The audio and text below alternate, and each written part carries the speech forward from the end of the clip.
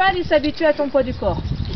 Voilà, donc arrêt c'est tu t'écrases un peu dans la selle, mais sans non plus vautrer complètement dedans, hein, de façon à baisser toutes les tensions qu'il peut y avoir. Donc tu le remets en tension, un coup à droite, en flexion, un coup à droite, un coup à gauche.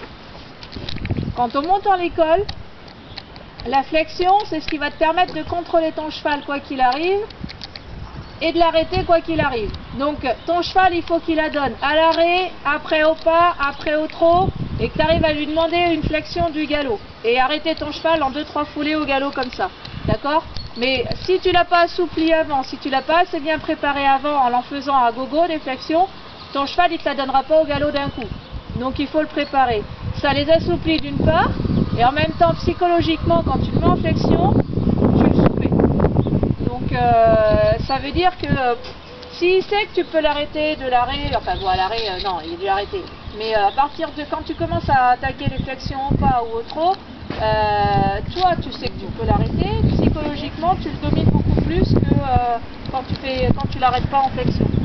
Tu n'es pas obligé de l'arrêter à chaque fois en flexion, mais il faut que tu saches pouvoir le faire et il faut qu'il sache que toi tu peux le mettre en flexion pour l'arrêter.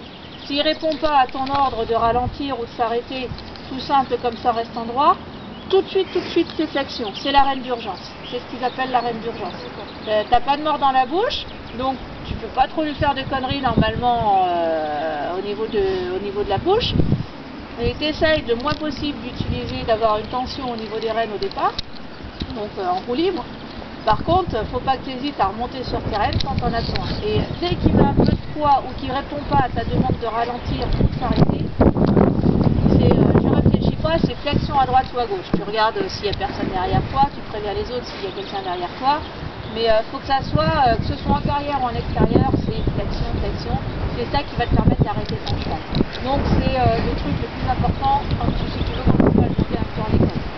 Maintenant, bon, moi ce que je fais à l'extérieur, quand on sait que quand on va faire une balade pépère, on a 2-3 chevaux qu'on monte en école, on se dit c'est bon.